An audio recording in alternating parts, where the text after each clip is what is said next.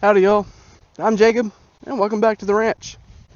This week we're going to take a closer look at the pasture grasses that are growing out in the east field.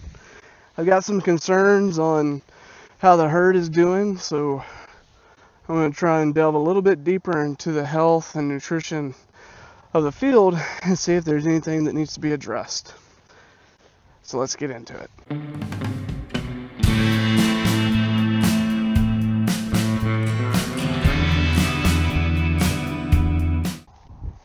Over the past 45 to 60 days, we've had some consistently high temperatures and very little rainfall, if any, measurable out here. And as a result, you can probably tell the pasture's really starting to brown up and dry out. One of the concerns that brings is that the herd is no longer on really vegetative forage that's high in nutritional content, and it's more like they're, grazing on stockpile or hay, dried out hay. So some of the concerns that kind of come along with that is you want to make sure that they're still getting the right amount of nutrition that they need in order to keep growing. And if y'all have been watching the videos, y'all know soon after we moved them out into the pasture, we had an issue pop up with worms. And pretty much every producer in our area, because of the really wet spring that we had, has had issues with worms. And we ended up having to worm the entire herd and really focus on trying to get their health better to get them over the high parasite load. And a lot of the herd is doing a lot better, but they're not really putting on weight and recovering from the worm load like we would like.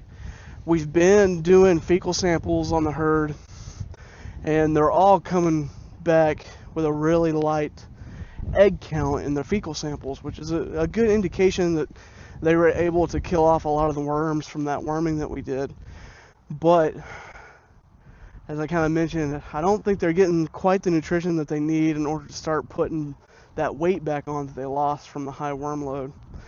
So one of the things that I want to do real quick before we move them this evening is I want to go out in the grass ahead of the move and take some samples of the green material that's still left and do what they call a Brix test on it. And what that's going to do is that's going to help us measure the sugar content and the nutrition content of the green forage that's ahead of them. Now I know because this plant material is starting to dry out that not all of that nutrition is going to be in what is left for them to graze on. All the dried standing material is not going to have the same nutrition content as what some of the green, more vegetative material is going to have.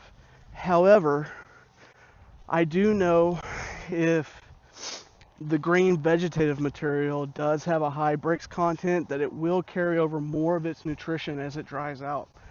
So I just want to take a look to kind of sanity check what I'm expecting with this pasture grass.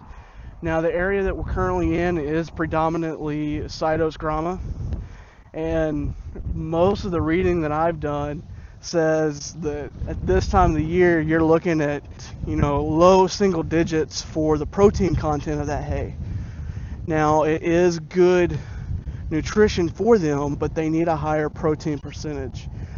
So that's going to play into the consideration that we have of whether or not we're going to put out a protein leak tub, just to kind of help them along with that and see how it helps improve their recovery from that worm load. But I'll stop yapping and see if I can get some samples together so we can do a Brix test. This is the area that the goats are going to be moving into this evening. And the Cytos grama is one of the primary grasses out here, although we do have a decent amount of switchgrass.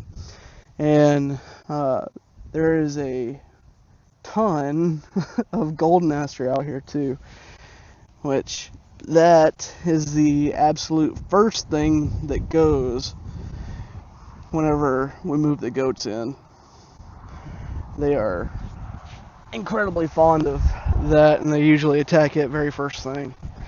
So I'm going to see if I can find some good clumps of the grama and pull some green leaves, and then I'll show you what we're going to do with it next.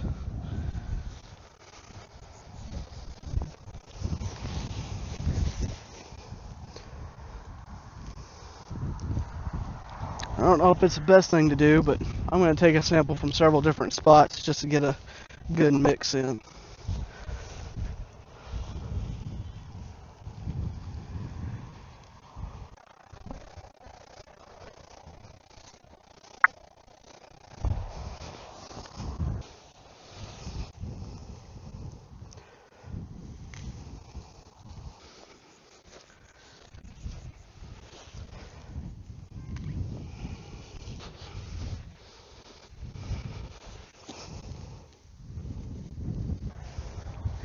Kind of difficult to find some really green stuff right now, but I've got a small clump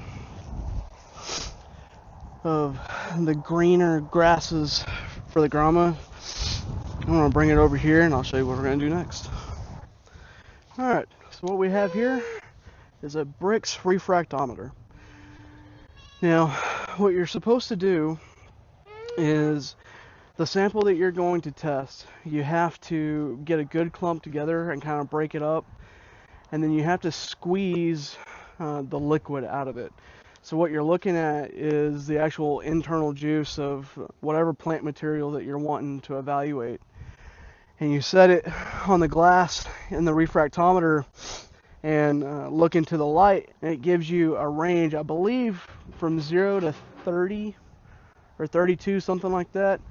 The higher the sample scores on that range is the indication of the sugar content of whatever fluid that you're able to get out of your plant material. So the second piece of equipment that you really need to do this is a good press.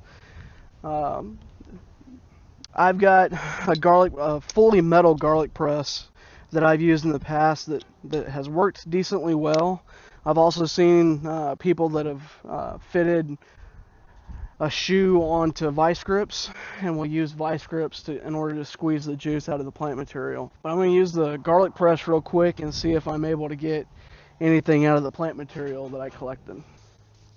Alright, so here are the leaves of the grass I was able to get together, and I'm going to bunch them up and kind of break them to see if it helps release any of the water that may be in there. They're kind of dry, so I don't know how well this is going to work.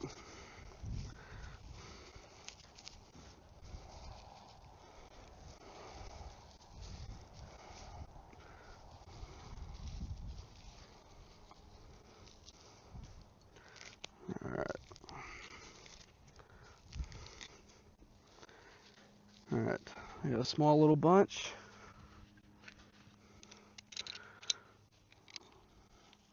Place it in the press. Let's see if we're able to get anything.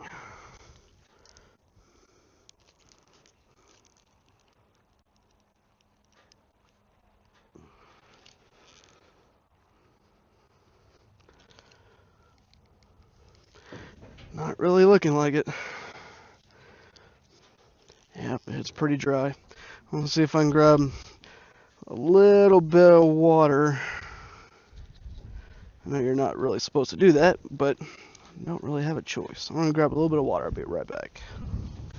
Alright, so you're probably not going to be able to tell this, but I just took a couple drops of water and dropped it down into the center of the little bunch of grass that I put together. I'm just going to close that up and let it sit for a minute and see if it'll absorb into the cells and flush it out whenever I squeeze it. Alright, I've let that set for a little bit just to give it time to absorb into the grass leaves. And I'm going to see if I can get any moisture out of it. Oh, yep, it's looking like it. Alright. So here's the refractometer I was talking about. What I'm going to be looking to do is get a couple drops here on the glass so that I can sandwich this plate on top and look through it. So hopefully you'll be able to see what I'm doing.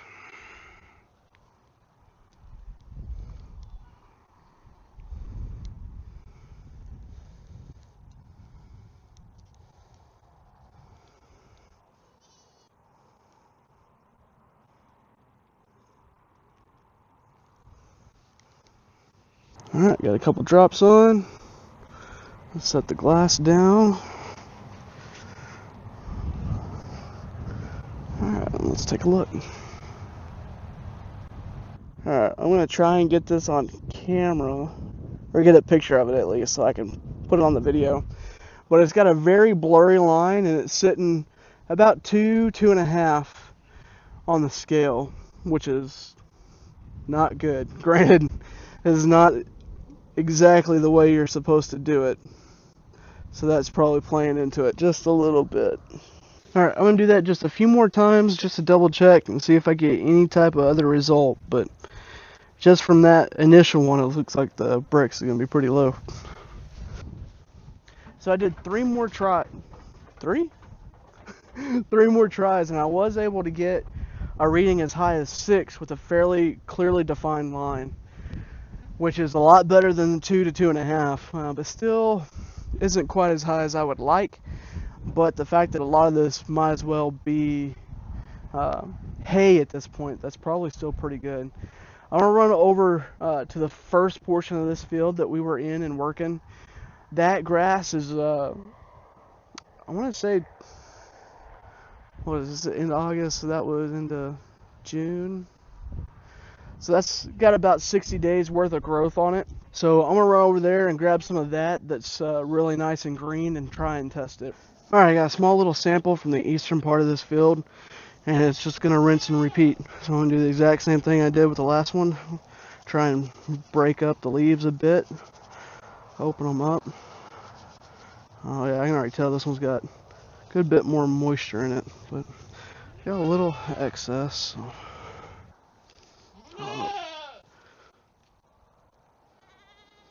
I don't know if that's going to be enough. No, probably not. Alright, I'm going to do the same thing I did with the first sample. Add a couple extra drops of water in it, let it soak in, and then squeeze that out. Alright, same scenario.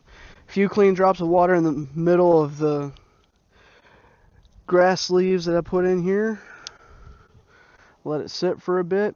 I'm gently squeezing this just to kind of mix that around in with the grass leaves, and I'm looking at the color of the water that's coming through, making sure it's not clear and that it's actually picking up some of the material out of the grass leaves. Alright, let's give this a shot.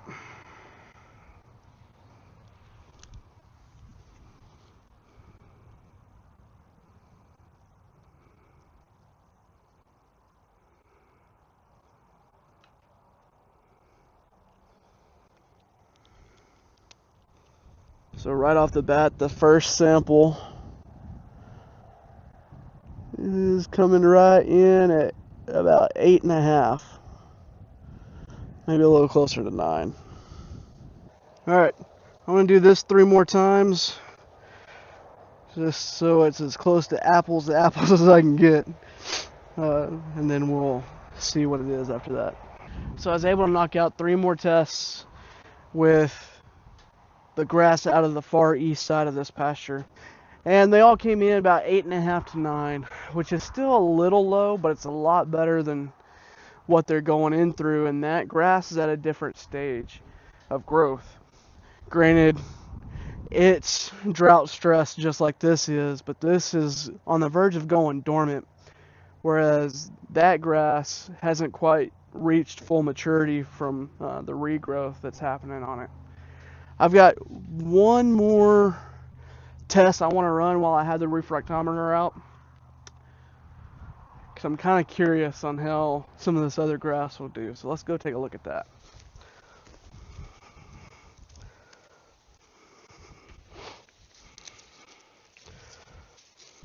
You've heard me talk about before about the dangers of Johnson grass, and this is some of the regrowth that we've had that's come back really strong.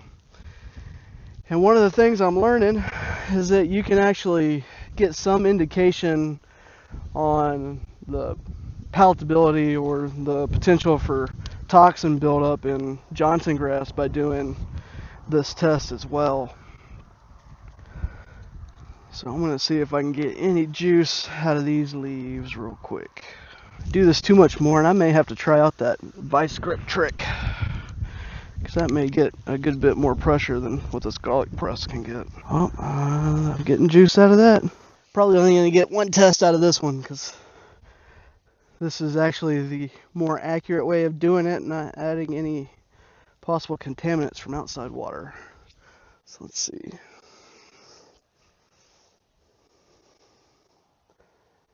Oh wow. Well, Johnson grass is healthy. So that's coming in pretty close to 17%. Yeah, so what I've been told is on Johnson grass specifically, if you get scores down in the really low ratings in the Brix testing, it can be indicative of having toxin buildup in the plant. So you definitely don't want to be grazing it at that point. That's pretty nice to see. I'm going to try one more, then I think we'll wrap this up. Alright, this is a sample of a ring of switchgrass out here, just in the middle of a bunch of side oats that is growing really well and is really green. I'm going to give this a try and see what it looks like.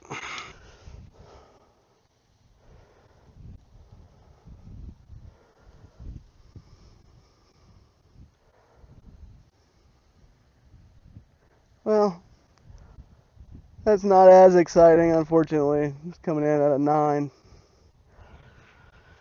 So I guess the Johnson grass takes the day. Alright, so I guess what is the big takeaway from doing Brix testing, and what do our results really tell us? Well, from everything that I've read, the higher the Brix, the more nutritious your plants are going to be. You're wanting to shoot for, specifically on grasses, to have a Brix of 12% or higher. Now, the samples we took today, particularly starting with the older grass that's in front of the goats there, or in front of the goats and the sheep, that they're moving into this evening, was pretty low. Anywhere from 3 to 6. It's not the best for producing highly nutritious grass, but in that upper range, like from 6 to 8, you're looking at grass that's starting to become healthy and be resistant to pests and to any type of diseases that may impact it. Now, once you get up in that 12 and above range, you start getting into highly nutritious forage and food for your animals, which is where we want to be. And unfortunately, most of the grasses out here just are not there. The Johnson grass is, but we're not exactly in that area right now. So my thoughts going into the future grass in this area, I know it's probably not on the higher end of quality and nutrition. Where's that camera pointing? It's probably not on the higher end of quality and nutrition. And once it starts going dormant and drying out and becoming hay, it becomes even less so. So even though they have a lot of material and forage in their diet, I don't think they're necessarily getting all the nutrition that they need specifically to prep them for breeding season coming up here in a couple months, and to get over the worm load that they've had throughout early summer this year. Truth be told, I already put out a mineral tub because I suspected that they're a little deficient in the food that they need. So I'm going to show you that, and then we'll probably wrap up from there. So yesterday afternoon, or yesterday evening, when I came out and checked on the goats, I put out this mineral tub, and it's an ADM Optimizer 20 hay spot, all stock. So it's meant for sheep and goats as well as cattle. I'm guessing horses are on there. Let me see.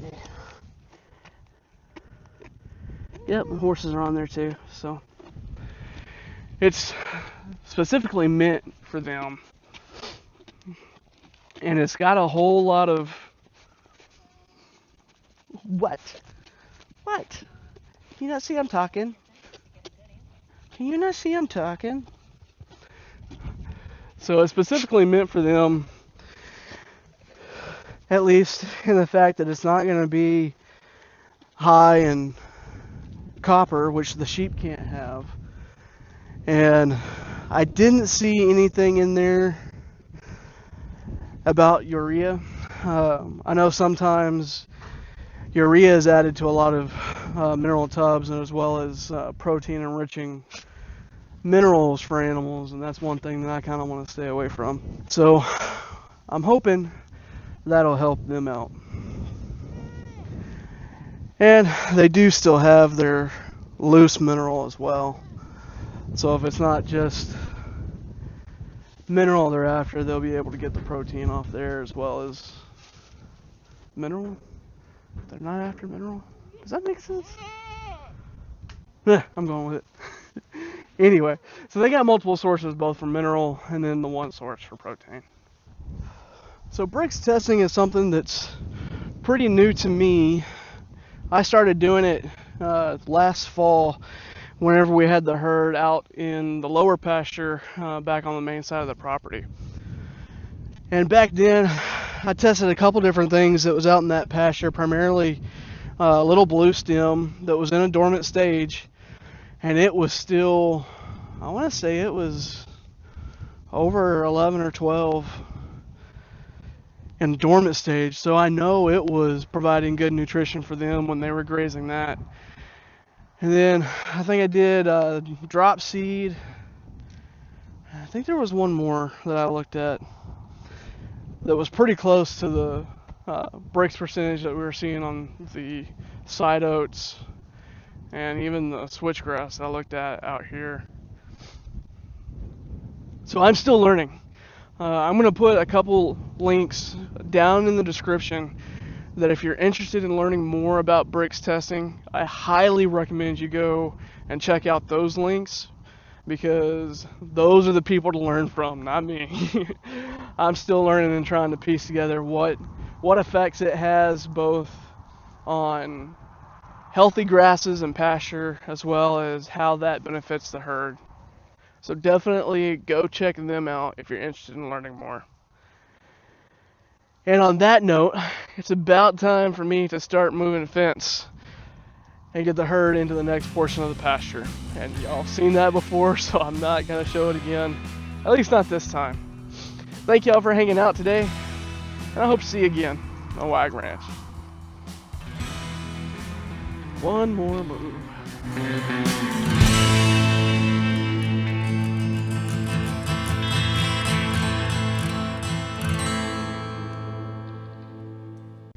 If anybody would like some tips on how to grow wheels and wheel hubs in your pasture, I may have a few for you. Oh, the benefits of living next to the highway.